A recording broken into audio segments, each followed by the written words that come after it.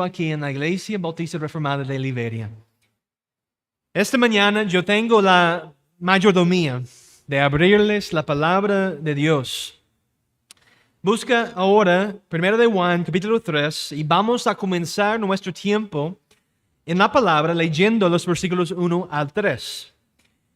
Y si Dios quiere, vamos a centrarnos la mayor parte de nuestro tiempo en la primera parte del versículo 1. Por el contexto, vamos a leer 1 Juan 3, 1 al 3. Dice así la palabra del Señor. Mirad, cuál amor nos ha dado el Padre para que seamos llamados hijos de Dios. Por esto el mundo no nos conoce, porque no le conoció a Él. Amados, ahora somos hijos de Dios y aún no se ha manifestado lo que hemos de ser, pero sabemos que cuando Él manifieste, seremos semejantes a Él, porque le veremos tal como Él es. Y todo aquel que tiene esta esperanza en Él se purifica a sí mismo, así como Él es puro. La hierba se seca y la flor se cae, mas la palabra del Señor permanece para siempre. George Müller era un alemán nativo. Nació el 27 de septiembre del 1805 y él vivió hasta el 92 años. Él vio el gran avivamiento del 1859 que, según él, condujo a la conversión de cientos de miles de personas. Él trabajó bajo D.L. Moody durante algún tiempo, predicó para Spurgeon e incluso inspiró al misionero Hudson Taylor. Y aunque no podemos estar de acuerdo con cada punto de la teología de Müller, hay algo muy intrigante en lo que él es más conocido. En 1834, cuando él solo tenía 28 años, él fundó el Instituto de Conocimiento de las Escrituras para el Hogar y el Mundo, que se centró en 5 áreas del ministerio. 1. Escuela para niños y adultos para enseñar el conocimiento de la Biblia. 2. La distribución de la Biblia. 3. El apoyo de los misioneros. 4. La distribución de tratados y libros. Y 5. Alojar, vestir y educar bíblicamente a los niños indigentes que han perdido a ambos padres por la muerte. Los logros de las 5 ramas fueron significativos, pero por la que fue conocido en todo el mundo, en su propia vida y todavía hoy, fue el ministerio de los huérfanos. Construyó 5 grandes casas para huérfanos y atendió a 10,024 huérfanos durante su vida. Es increíble. Cuando él empezó en 1824, solo había alojamiento para 3,600 huérfanos en toda Inglaterra. Y el doble de niños menores de 8 años estaban en prisión. Uno de los grandes efectos del ministerio de Müller fue inspirar a otros. De modo que 50 años después de que el Müller comenzara su trabajo, al menos 100,000 huérfanos fueron atendidos solo en Inglaterra. La mayoría de los niños que estaban bajo el cuidado de Müller eran indeseables a los ojos del mundo. Muchos niños estaban enfermos, tenían una enfermedad terminal, eran problemáticos. El mundo no podía entender por qué un hombre haría algo así, entregando su vida al cuidado de los huérfanos, de los que no tienen padre ni madre, de los que sería difícil cuidar. Müller vivió su vida con fe, confiando en que Dios proveería en todos los ámbitos de su vida y sacrificándose enormemente. Pero ¿por qué lo hizo? Esa es la pregunta. ¿Por qué se esforzó tanto por cuidar de esos preciosos niños?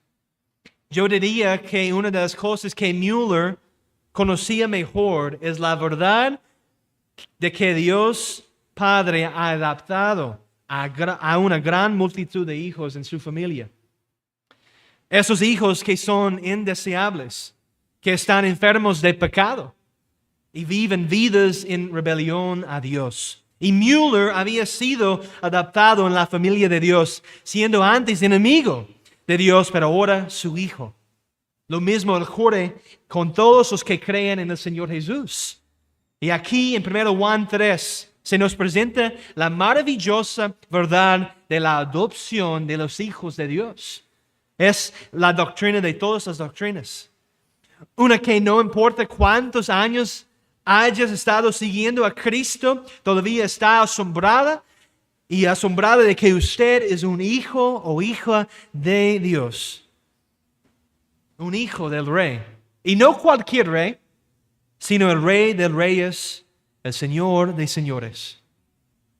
En esta coyuntura del libro de 1 de Juan, esta sección prepara el camino para la segunda gran división de esta breve carta.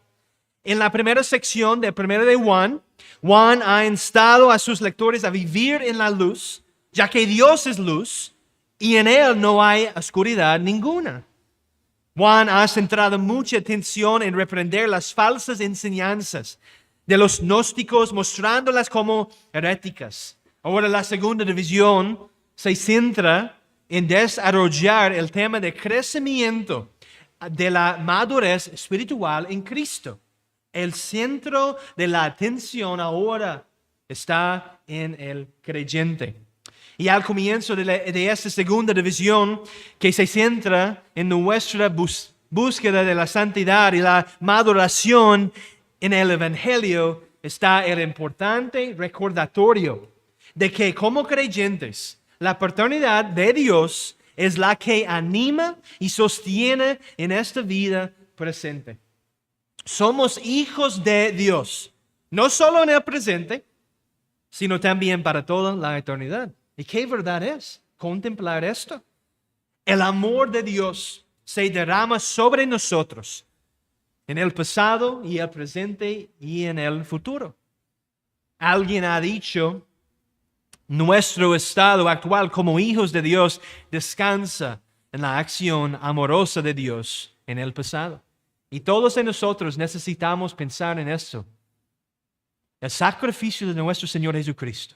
El amor que Él tiene para su iglesia. Y necesitamos, hermanos, entender que la Biblia nunca nos dice que hagamos algo sin antes decirnos quiénes somos. No podemos perseguir esa santidad sin la cual nadie verá al Señor si vivimos como si no fuéramos hijos de Dios, comparados con su sangre. Y muchos se olvidan de esto. Incluso muchos creyentes olvidan que son hijos de Dios. Se olvidan de su posición ante Dios su Padre. Se olvidan de que han sido adoptados en su familia. Olvidan que ya no están bajo la condenación ni bajo su ira, sino bajo la dulce gracia de nuestro Señor Jesús. Y la pregunta para usted el día de hoy, ¿ha olvidado esto, querido cristiano? Si nos fijamos en el versículo 1, encontramos allí escrito, mirad cuál amor nos ha dado el Padre. El mandato es un imperativo para nosotros. Es tomar nota con un elevado sentido de emoción presente en nuestros corazones. Considera, mira, maravilla. ¿Puede usted creerlo? Esta es la idea de la palabra mirar. Despierta y toma nota de las maravillosas verdades que están a punto de fluir de la fuente de la palabra de Dios. Y esto es algo para emocionarse, hermanos, para deleitarse también en nuestras almas. Y antes de seguir adelante, yo quiero detenerme y preguntarle si en verdad han venido preparados hoy para escuchar a Dios en su palabra para asombrarse y estar maravillados por las gracias, los privilegios y los beneficios que son nuestros, debido a nuestro bondadoso y amoroso Padre que está en el cielo. Hermanos, si su corazón no se conmueve al pensar en la adopción y en el gran amor del Padre por su pueblo, entonces algo está terriblemente mal. Dejen de lado toda distracción, todo peso y pecado que se aferra tan estrechamente y piden al Señor que los mantenga alertas, despiertos, para que puedan contemplar a nuestro gran Dios. Nada quiere Satanás más que ver caer la palabra sobre el suelo rocoso. Pero mirad, cuál amor nos ha dado el Padre, para que seamos llamados hijos de Dios. Lo primero que debemos tener en cuenta es la fuente de la adopción. Viene de nuestro Padre, ¿verdad? Nuestro Padre que está en el cielo. No ha sido siempre nuestro Padre, tampoco es el Padre de todos los seres humanos, pero es el Padre de los que han sido trasladados del reino de las tinieblas al reino de su amado Hijo, Jesucristo. Amén. Como un comentario traduce este pasaje, considerad cuán abundante es el amor que el Padre ha derramado sobre nosotros. Y esto es hermoso, ¿verdad? Hermoso. Esta palabra que se traduce como de qué manera, significa de qué grado, no de qué tipo. También puede traducirse como de qué país. Es una palabra muy interesante, lo que implica que el amor de Dios es tan raro, tan sobrenatural, tan único para nuestra experiencia que no tiene sentido desde una perspectiva terrenal. Concede un sentido de maravilla, asombro y estupor, porque el amor de Dios es tan extraño a la humanidad que nos cuesta entender la profundidad de ese amor. Y la única manera que podemos entender este amor es por la obra del Espíritu Santo. Cuán grande es el amor de nuestro Padre. Literalmente el texto dice, Él ha dado amor. Otro hombre de Dios escribe, su amor no se exhibe simplemente a los creyentes, sino que se les imparte. Es decir, llegamos a experimentar el amor de Dios por nosotros mismos, no solo lo escuchamos de otra persona. Es un amor totalmente diferente al de este mundo. Es un amor que hemos conocido de primera mano por nosotros mismos. Sabemos el amor de Dios. Y esa es la verdad. Piénsalo conmigo por un momento. Conocer a Dios no es solo saber una serie de datos sobre Él, ¿verdad? Incluso los demonios saben estas cosas y las creen. Pero conocer a Dios es experimentar de primera mano su amor en Cristo. De saber de primera mano que usted tiene el perdón de los pecados en su nombre. De saborear las libertades, los privilegios y los beneficios de la adopción. Es caminar en ellos, vivir por las verdades de la palabra de Dios y verlas manifestadas en nuestras vidas con mucho fruto. Este gran amor del Padre nos ha sido concedido, derramado sobre su iglesia. La idea es que se trata de un resultado permanente del amor divino. Es un amor permanente. No puede cambiarse, no puede perderse. El Padre, que es inmutable y no cambia, derrama su amor sobre sus hijos y ellos serán para siempre sus hijos. Es una buena noticia, ¿verdad? Piensen lo drásticamente que cambian las cosas a nuestro alrededor. Incluso piensen en la frecuencia con cambiamos nosotros mismos. Pero Dios no cambia. Dios no cambia. Y nuestra relación, una vez que nos hemos convertido, no cambia con el Señor de la gloria.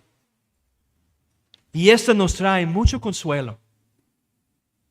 en la mitad de nuestras aflicciones, tentaciones, nuestra relación con Dios nunca cambia. Escuche bien a Números 23, 19. Dios no es hombre para que miente, ni hijo de hombre para que se arrepiente. Él dijo y no hará, habló y no lo ejecutará. Malaquías 3:6, porque yo, Jehová, no cambio. Por esto, hijos de Jacob, no habéis sido consumidos. Nuestro Dios no cambia. Y el gran amor del Padre ha sido otorgado a nosotros. Ahora bien, necesitamos hacer la pregunta: ¿quiénes somos nosotros en el pasaje? Es muy importante saber, ¿verdad? El lenguaje de la familia no se otorga a todos los seres humanos, sino específicamente a los cristianos. Fuera de Cristo, el amor paternal de Dios no se le extiende a usted, ni a nadie más en este mundo. La Escritura nos dice que nuestra postura ante Dios desde el momento de nuestra concepción es la de un enemigo, no la de un hijo. Por lo tanto, vemos que a menos que usted sea parte de sus pecados y confíe en Cristo, no recibirá este tipo de amor. Se quedará para siempre en la oscuridad de la adopción. Pero hay que hacer algo. Usted no puede quedarse allí para siempre como un extraño. Para nuestro Padre que está en el cielo, sin la fe y el arrepentimiento, usted sigue siendo un enemigo de Dios y va a enfrentar el juicio. Pero usted debe escuchar las buenas nuevas del Evangelio de nuestro Señor Jesucristo. Cristo salvará a todos los que vengan a Él con fe. Cristo es el más hermoso y su amor el más extravagante. Él salva a los pecadores de sus pecados. Dice la palabra: mas a todos los que le recibieron, a los que creen en su nombre, les dio potestad de ser hechos hijos de Dios, los cuales no son engendrados de sangre, ni de voluntad de carne, ni de voluntad de varón, sino de Dios. Entonces, ¿ha recibido usted mismo a Cristo? ¿Ha creído en su nombre? De tal manera que su vida ha sido alterada y cambiada drásticamente. ¿Dónde están los frutos en su vida? Ahora, no estamos hablando, para ser muy claros, no estamos hablando de ir a una iglesia, de crecer en un hogar cristiano, sino que tiene usted una fe personal en Cristo. ¿Puede usted decir con una conciencia limpia que Cristo es mi Salvador? Se dice que la doctrina de la adopción es la más gloriosa de todas las doctrinas.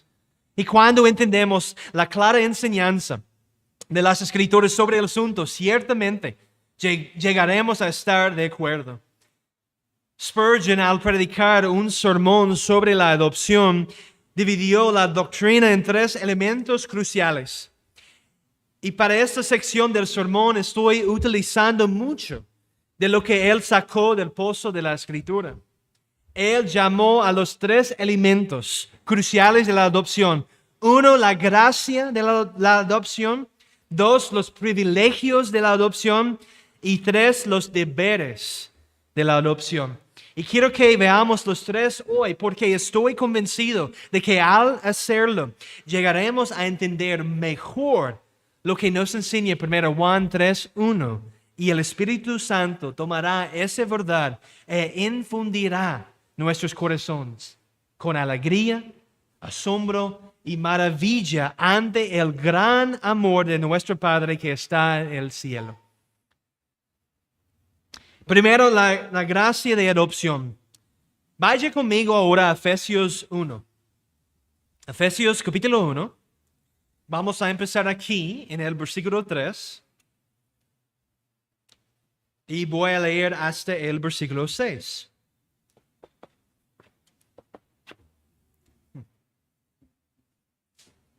Efesios capítulo 1, versículo 3 al 6. Dice así en la palabra del Señor: Bendito sea el Dios y Padre de nuestro Señor Jesucristo, que nos bendijo con toda bendición espiritual en los lugares celestiales en Cristo, según nos escogió en Él antes de la fundación del mundo, para que fuésemos santos y sin mancha delante de Él, en amor, habiéndonos predestinado para ser adoptados hijos suyos por medio de Jesucristo, según el puro afecto de su voluntad, para alabanza de la gloria de su gracia, con la cual nos hizo aceptos en el amado. Extrayendo más de Spurgeon, nos da la definición de adopción. La adopción es ese acto de Dios por el cual los hombres que eran por naturaleza hijos de la ira, al igual que los demás, y que eran de la familia perdida y arruinada de Adán, son sin ninguna razón en sí mismos, sino enteramente por la pura gracia de Dios, trasladados de la malvada y negra familia de Satanás y llevados real y verdaderamente a la familia de Dios. De modo que toman su nombre, comparten los privilegios de los hijos y son para todos los intentos y propósitos la verdadera descendencia e hijos de Dios. Hermanos, ese es un acto de pura gracia. Pura gracia. Ningún hombre podría alcanzar el privilegio y el derecho de adopción por sus propios méritos. Como nos dice Efesios, es solo según el buen placer de su voluntad. Y querido hermano o hermana, ¿comprende usted que la adopción es realmente un acto de pura gracia? Nada que usted merezca o haya ganado en su vida, sino algo que Dios le ha prodigado graciosamente en su vida. Y la siguiente pregunta es, si usted entiende ¿por qué usted vive como si lo hubiera ganado? Porque nuestro orgullo está siempre delante de nosotros. Porque no damos suficientemente las gracias a Dios por este acto de pura gracia. Esto viene solamente de Dios, no de nosotros. Es puramente de gracia porque no hemos entendido verdaderamente y recibido por fe esta gloriosa doctrina de la adopción. Y necesitamos estar bajo el Señor para humillarnos delante de Él y disfrutar de esa realidad que somos hijos de Dios. Sí, realmente somos. Y si usted no es hijo de Dios, esta mañana aquí el llamado de nuestro precioso Salvador, de que en verdad usted puede ser contado como hijo de Dios al creer en el Señor Jesucristo. Le ruego que se reconcilie con Dios esta mañana, para que sus pecados sean perdonados, para dejar de ser un enemigo de Cristo y ser un hijo de Dios. Y esta es la invitación de nuestro Señor. Se puede ilustrar como si se tratara de nacer en una familia noble, una familia de un rey. ¿Qué hizo alguien para nacer en esa familia? Para recibir esos privilegios, para convertirse en realeza. Nada. Y de hecho, ese es el caso de todos y cada uno de nosotros, ¿verdad? No elegimos quiénes serían nuestros padres, dónde naciéramos, qué idioma hablaríamos primero. Y lo mismo ocurre al nacer en la familia de Dios. No ha hecho nada para ganarse ese privilegio, es todo un regalo de Dios. En la adopción debemos entender lo que está ocurriendo. Se trata de un acto de pura gracia por el que Dios nos hace sus hijos. Recordemos que todos estábamos muertos en nuestros pecados, infracciones, enemigos de Dios vivo, pero según el beneplácito de su voluntad nos adopta. nos une a Jesucristo como nuestra cabeza del pacto. No es que Dios haya adoptado a los mejores de los mejores, sino que Él adoptó a los hijos de un rebelde. Adoptó a los que como George Mueller adoptó. A los que nadie quería. A los que no son más que problemáticos. A los que están enfermos de pecado hasta la médula. Uno esperaría que un rey adoptara a un hijo de sus señores. A otro hombre de la nobleza. A alguien que tuviera una herencia prominente. Pero no, este rey, nuestro rey, adopta a un delincuente al que ha cometido traición contra el trono. Hermanos, fuimos enemigos, culpables de la rebelión, participando con nuestra cabeza Adán, el ladrón que robó el fruto del jardín del amo, el orgulloso traidor que se atrevió a rebelarse contra Dios. Pero sin embargo, Dios nos ha introducido amorosamente en su familia. Estábamos fuera del campamento, con los querubines custodiando la entrada con sus espadas encendidas. Pero ahora, Dios ha venido por nosotros y nos ha traído a su morada, el santuario interior, y nos ha conferido el título de hijos de Dios. Piénsalo bien, hermanos, lo que ha pasado en nuestras vidas. No tenemos palabras, ¿verdad?, para expresar por lo que debemos caer de rodillas en adoración y dar gracias. Que el agradecimiento brote de nuestros labios, los mismos labios que una vez fueron cubiertos por la tierra de las tumbas en las que estábamos muertos en nuestros pecados.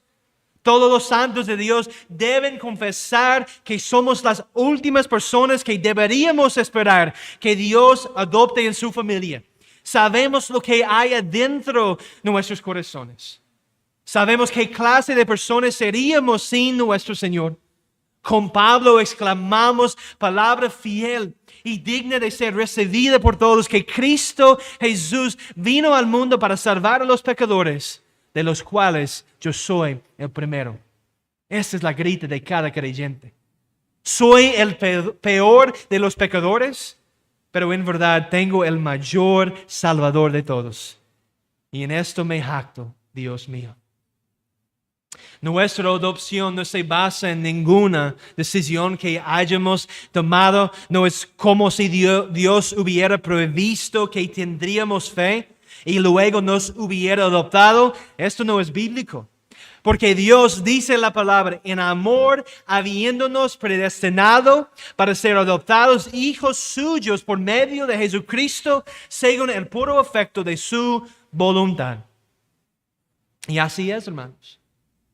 En la eternidad pasada, Él eligió hacernos su pueblo, lo que se cumpliría con la venida del Señor Jesús en el pacto de gracia. Las razones por las que eligió hacerlo son conocidas solo por la mente de Dios. Algunos pueden decir que no es justo que Dios escoja a algunos y deje a otros a su destrucción. Bueno, si tuviéramos lo que es justo, todos nosotros estaríamos pasando la eternidad en el infierno. Eso es justo.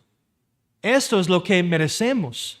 Pero las obras de su gracia y la motivación de que Él haga lo que hace deben ser dejadas con Él, y debemos estar contentos con no saber los detalles del decreto eterno. Él ha elegido a algunos para la vida eterna, para alabanza de su gloriosa gracia, y ha dejado a otros para que sufran el castigo eterno de sus pecados, para alabanza de su gloriosa justicia. Y tiene razón, y Él es justo al hacerlo. Escuche bien a Spurgeon.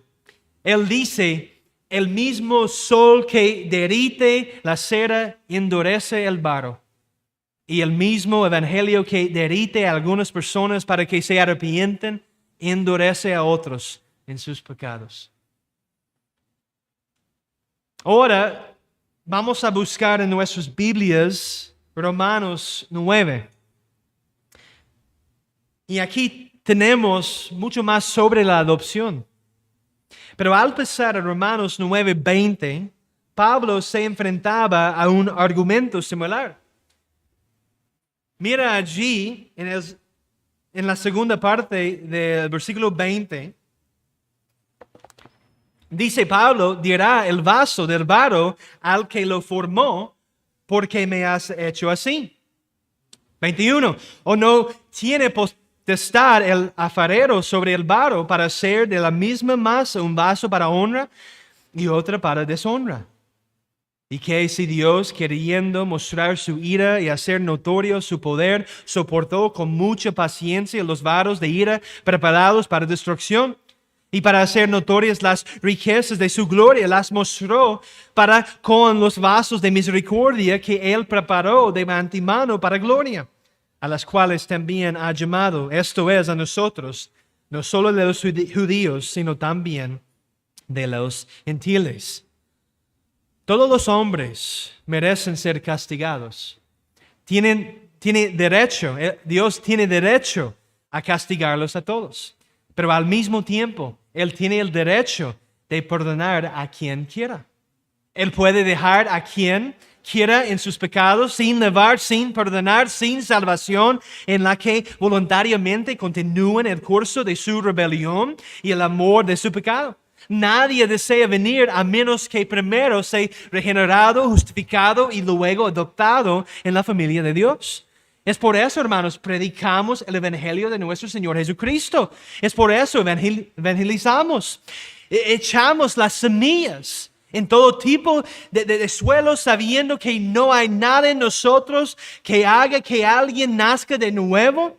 Y no hay nada en la persona que está escuchando el Evangelio. Este depende totalmente del Espíritu de Dios para tomar las semillas del Evangelio y hacer que salga mucho fruto. Somos meros predicadores, heraldos, podemos decir, que transmiten el mensaje del Rey. Somos hijos adoptivos, suplicando al mundo que se reconcilie con Dios y se convierta en hijos de Dios. La adopción es un acto de pura gracia. Continuando allí en Romanos 9, vamos a leer ahora el versículo 8. Romanos 9:8 dice, esto es, no los que son hijos según la carne son hijos de Dios, sino que los que son hijos según la promesa son contados como descendientes. Junto a la palabra de Dios, el capítulo 12 de nuestra confesión de fe se llama de la adopción. Es un párrafo corto, pero quizás uno de los más importantes. Como hemos visto la gracia de la adopción, mientras estemos aquí debemos reconocer e identificar los privilegios de la adopción. Nuestra confesión es hermosa al exponer esto para nosotros. Voy a leerla para ustedes. Dice así, a todos aquellos que son justificados, Dios se dignó en su único Hijo Jesucristo y por amor de éste, hacerles partícipes de la gracia de la adopción, por la cual son incluidos en el número de los hijos de Dios y gozan en sus libertades y privilegios, tienen su nombre escrito sobre ellos, reciben el espíritu de adopción, tienen acceso al trono de la gracia con confianza, reciben capacitación para clamar Abba Padre, reciben compasión, protección, provisión y corrección como por parte de un Padre. Nunca son desechados, sino que son sellados para el día de la redención y heredan las promesas como heredores de la salvación eterna. Hay mucho adentro de este párrafo, ¿verdad? Pero entonces, ¿cuáles son los privilegios de ser un hijo de Dios? No sé si usted ha pensado mucho en esto. Primero, dice la confesión y la Biblia, tenemos el nombre de Dios escrito sobre nosotros. Dios nos ha declarado como suyos, su posesión preciada. Ahora usted ha asumido su apellido. Ya pertenece a la familia de Dios. Ese es el cambio. Tal como el Padre, tal como el Hijo. Usted ahora, si usted está en Cristo, lleve su nombre. Usted es parte de su familia. Usted entonces debe reflejar la imagen de Dios y su gloria en este mundo. Dice Apocalipsis 3:12, al que venciere, yo lo haré columna en el templo de mi Dios, y nunca más saldrá de allí. Y escribiré sobre él el nombre de mi Dios, y el nombre de la ciudad de mi Dios, la nueva Jerusalén, la cual desciende del cielo de mi Dios, y mi nombre nuevo. Segundo, recibimos el espíritu de adopción. ¿Qué significa esto? La regeneración produce la naturaleza de hijos, donde no solo somos hechos sus hijos, sino que somos hechos partícipes de la gracia de Dios. Porque por medio de Él ambos tenemos acceso por un solo espíritu al Padre. También tenemos acceso al trono de la gracia con confianza. ¿Cuántas veces ha usted orado por algo? Como hijos de Dios tenemos acceso al trono de gracia. Y el Señor siempre está escuchando nuestras oraciones. Y Él se nos invita a entrar en el lugar santísimo. Los querubines han bajado sus espadas ahora. Y venimos por los méritos y la obra de Cristo. Y allí tenemos la unión y comunión con Cristo Jesús. Pero dice la palabra, con una santa confianza para entrar. Confiando en la obra de Cristo, ¿verdad? También en este momento somos capaces de gritar, de clamar, Abba Padre.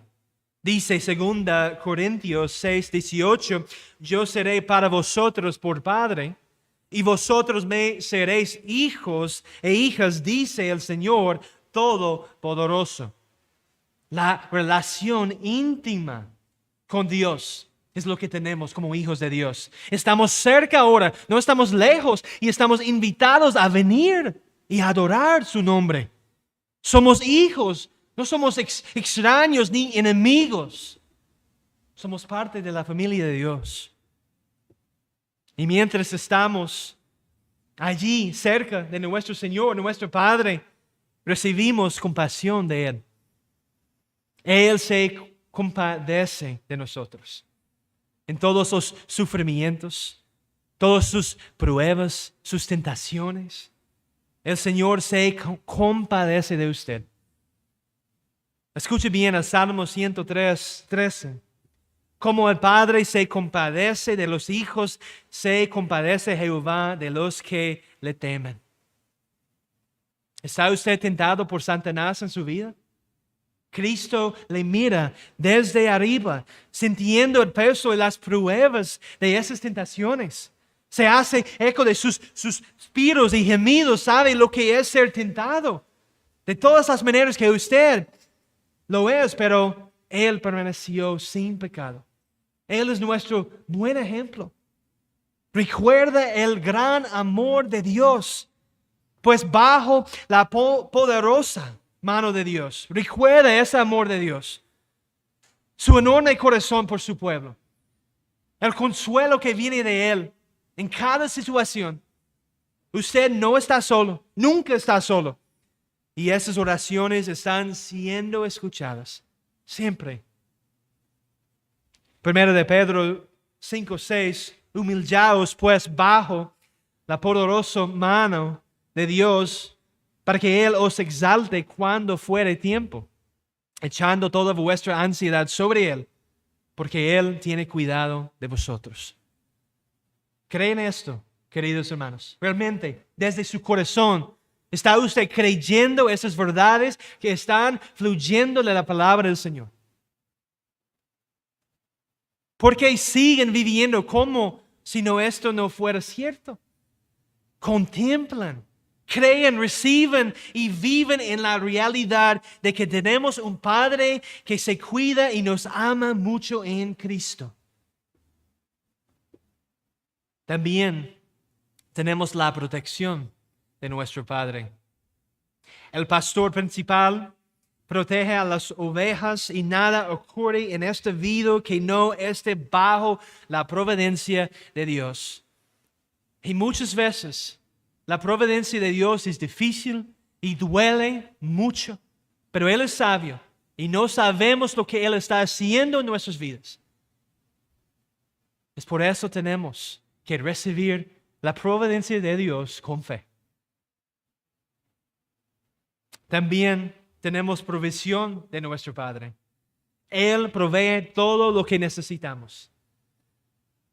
Un padre cuida de sus hijos y les da la provisión adecuada. Escucha bien aquí, no todo lo que queremos, sino todo lo que necesitamos. Usted tiene todo lo que usted necesita en Cristo y nada más. Recuerda incluso la provisión aquí en esta iglesia de un pastor, de sus hermanos y hermanas en Cristo. Qué privilegio es tener hermanos en la familia de Dios. No estamos solos. Dios nos ha dado mucha provisión en su iglesia. Pero también viene la parte que muchos de nosotros no nos gusta escuchar la corrección de nuestro Padre, la disciplina de nuestro Padre. Aquí está el privilegio de la adopción que tan a menudo olvidamos o quizás no queremos recordar. Un verdadero hijo de Dios será disciplinado porque dice la palabra, el que detiene el castigo a su hijo aborrece, mas el que lo ama desde temprano lo corrige. A menudo pensamos, ¿no es así? Que cuando recibimos la disciplina del Padre, entonces Dios no nos ama.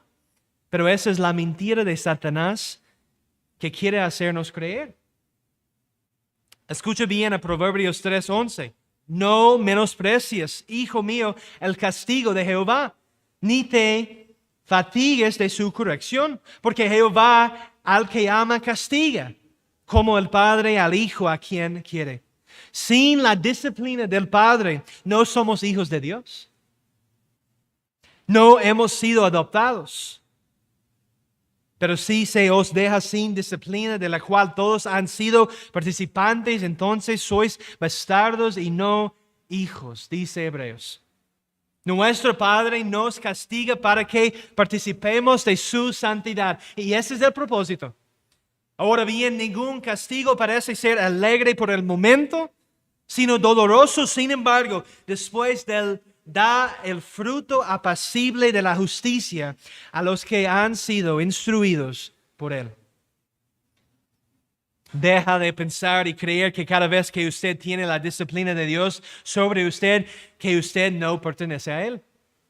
De hecho, la disciplina del Señor es una garantía de que usted es de Él y que Él está matando esos pecados remanentes en usted. Si es doloroso, ¿verdad? Es muy doloroso. Pero es fecundo y alabado sea Dios que no nos ha dejado en nuestro pecado, sino que nos ha proporcionado una vía de escape. Dice luego la confesión, nunca son desechados, sino que son sellados para el día de la redención. Y aquí está la permanencia de la adopción. Somos disciplinados, pero nunca desechados, sino que estamos sellados para el día de la redención y heredamos las promesas como herederos de la salvación eterna. Somos para siempre hijos de Dios, asegurados en sus manos y nada ni nadie podrá arrancarnos de su mano. Ni siquiera nuestros pecados, ni nuestros sentimientos, ni nuestras pruebas, ni nuestros sufrimientos, ni siquiera el propio Satanás si realmente pertenecemos a Cristo a través del arrepentimiento y la fe, estamos eternamente seguros en Él. Hermanos, tenemos tantos privilegios de ser adoptados en la familia de Dios. Mediten en esas cosas. Permiten que estas cosas alimenten su fe. Confíen en el Señor. Son suyos en Cristo. Por último, vamos a leer de Gálatas 4. Entonces, vayan allí conmigo en Gálatas 4.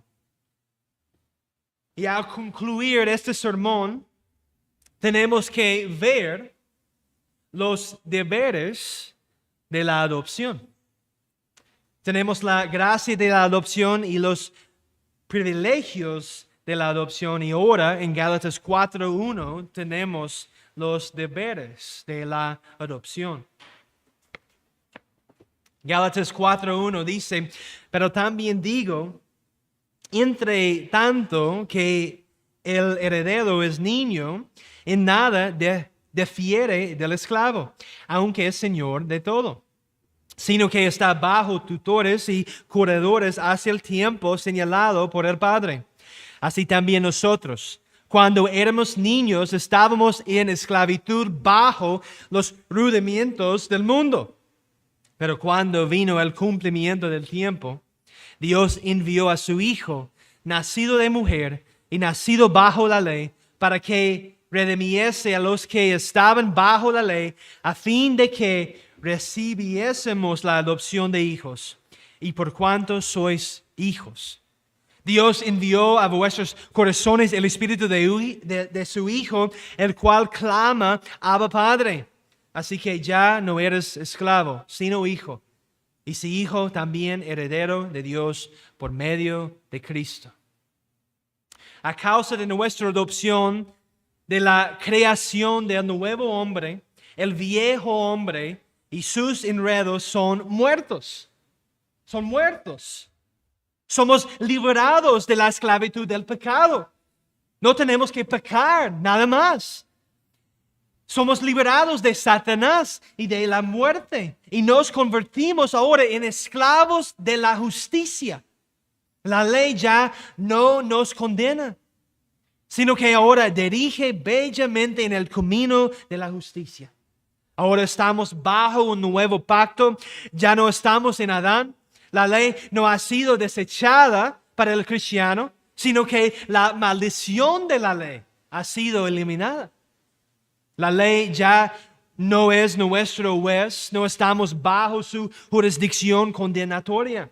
Ahora no tenemos nada que ver con lo antiguo, sino solo con nuestra nueva familia. Pero muchos cristianos siguen viviendo como si todavía estuvieran bajo el dominio de su antiguo amo, el mismo Satanás. Olviden que han sido liberados, puestos en libertad y que se les ha dado una nueva esperanza. Para ilustrar esto para ustedes, yo soy de los Estados, sería como si el presidente de los Estados Unidos te enviara a ti, un tico, una carta diciendo que usted no ha pagado sus impuestos a los Estados Unidos. Usted será castigado por ello, dice él. Pero entonces usted piensa, bueno, yo no soy ciudadano de ese reino, de este país. Y usted responde a él con toda dignidad y respeto que yo no estoy bajo su jurisdicción. Condéname si quiere, pero no le debo nada a los Estados Unidos. Esto es lo que debemos hacer continuamente, hermanos, cuando Satanás intenta condenarnos como si fuéramos ciudadanos bajo el reino de él. Pero no lo somos. Somos ciudadanos del reino de Dios y somos sus hijos y solo a su voz inclinaremos nuestros oídos. Aunque la ley no condena a un hijo de Dios y ya no está bajo su maldición, la ley de Dios sigue siendo la que guía e instruye nuestro modo de vida. Es un balance para mantener en nuestras vidas. Cristo cubre todos mis pecados. Él es el cumplimiento de la ley para mí. Es mi sustituto y yo soy culpable, pero mi culpa ha sido puesta sobre la cabeza del chivo expiatorio. Cristo me ha liberado de las maldiciones y los rigores de la ley. Sin embargo, esto no significa que descarte la ley, sino que ahora tengo una relación diferente con la ley de Dios. La maldición ha desaparecido, pero la obediencia de corazón permanece. Es el corazón de un hijo de Dios. Escucha bien a Juan 14:15. Si me amáis, guardar mis mandamientos. Es el fruto de un amor por Jesucristo. 1 Juan 5:3. Pues este es el amor a Dios, que guardemos sus mandamientos, y sus mandamientos no son gravosos. ¿Por qué? Porque nuestra relación con la ley ha cambiado. Los 10 mandamientos ahora son la guía para el creyente, mientras nos conformamos a la imagen de Cristo. Podemos mirar allí para entender la voluntad de Dios para sus hijos. Y Él quiere que vivan una vida de obediencia con la ayuda y la gracia del Espíritu Santo. Y ahora, porque somos sus hijos, tenemos la capacidad de obedecerle de corazón con su ayuda. Recuerda la analogía. Tal como el Padre, tal como el Hijo. Conformados a la imagen de nuestro Señor Jesucristo. Hechos a la imagen de Dios. Somos como espejos que reflejan a Dios. Y es un deleite hacerlo. Entonces la pregunta para nosotros es: ¿cómo puedo yo saber si soy hijo de Dios? Esto es quizás la pregunta más importante para cada persona en esta sala. Es si usted es realmente, verdaderamente, sin duda, un hijo de Dios. Y si usted está aquí sin Cristo, si no se considera un hijo de Dios, usted debe saber que Dios Padre lo está convocando a sí mismo esta mañana a Él. Por la fe y el arrepentimiento de sus pecados, usted puede ser adoptado en la familia de Dios. Usted puede ser lavado, limpiado, renovado y sanado de toda maldad. No hay pecado demasiado grande, no hay pecado demasiado grave que no puede ser perdonado por nuestro Señor Jesucristo. Ese es el poder de la cruz de Cristo. Convertir a los enemigos en niños, hijos de Dios.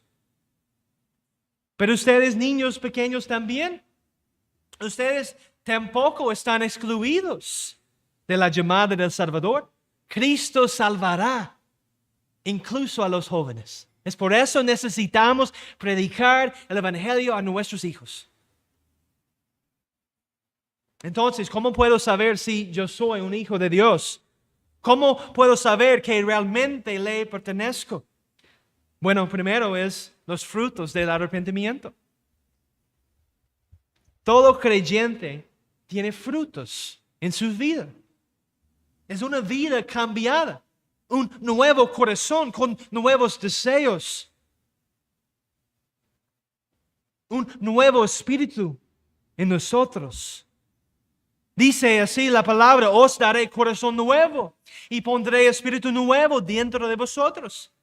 Y quitaré de vuestra carne el corazón de piedra y os daré un corazón de carne. Y pondré dentro de vosotros mi espíritu y haré que andéis en mis estatutos y guardéis mis preceptos y los pongáis por obra. También esto significa, si usted es un hijo de Dios, que usted tiene un amor por las cosas de Dios. Primera de Juan 2:29. Si sabéis que Él es justo, sabed también que todo el que hace justicia es nacido de Él. También vamos a tener el Espíritu Santo en nuestras vidas, morando en nosotros. Teniendo el Espíritu Santo obrando en su vida. Si usted no está seguro de la obra del Espíritu Santo en su vida, entonces usted debe volver a la palabra y ser constante en la oración para estar seguro de que el Espíritu Santo mora en usted.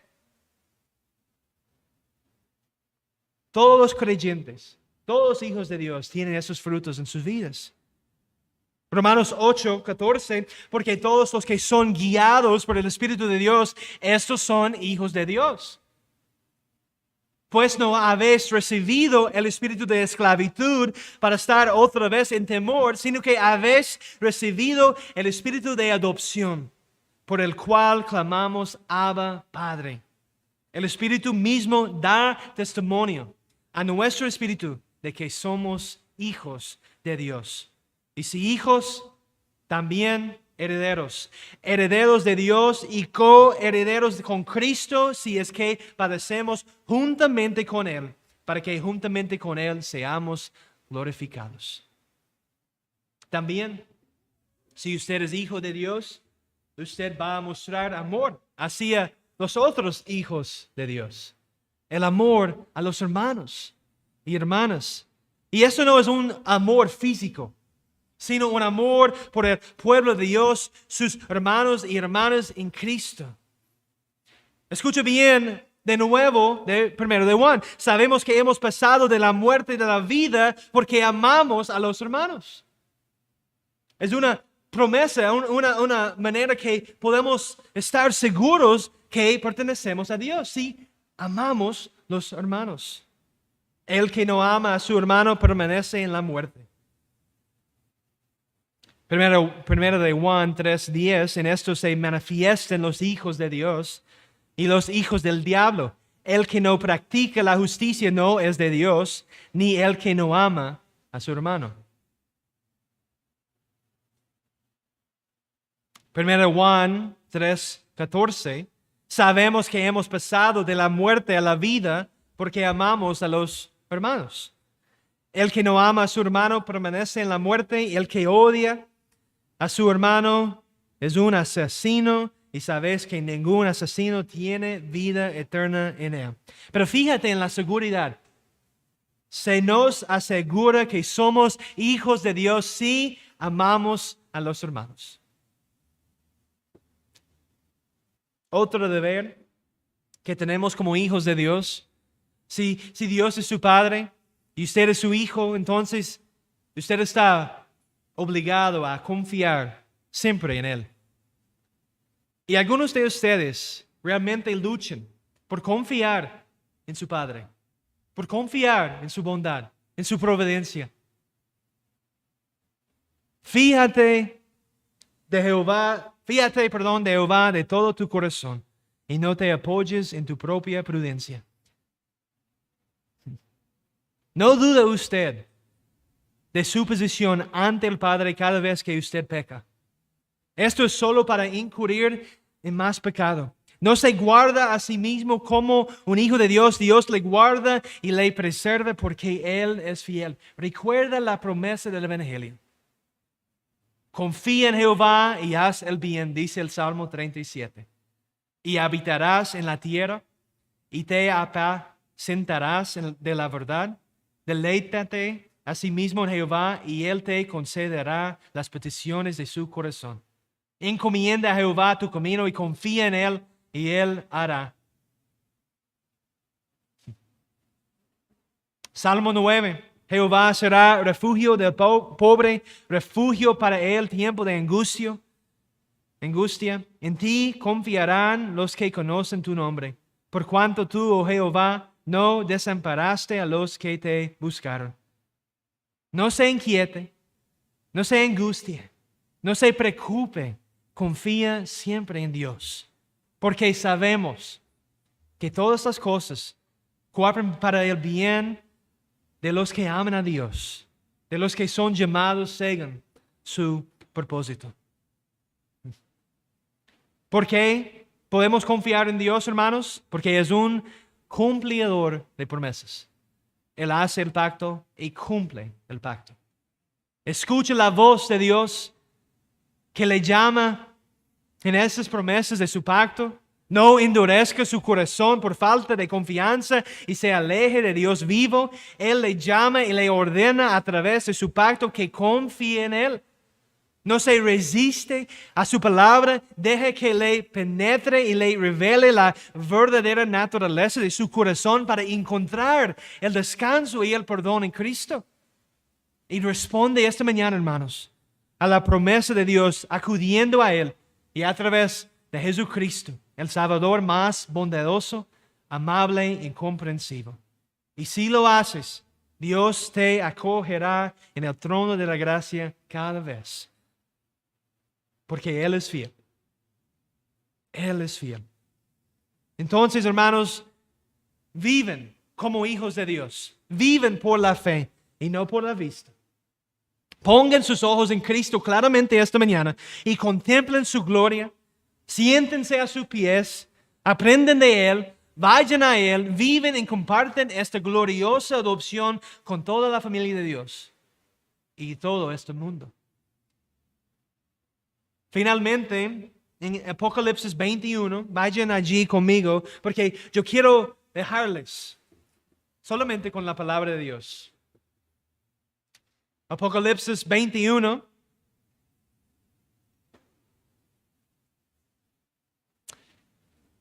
Versículos 5 al 7.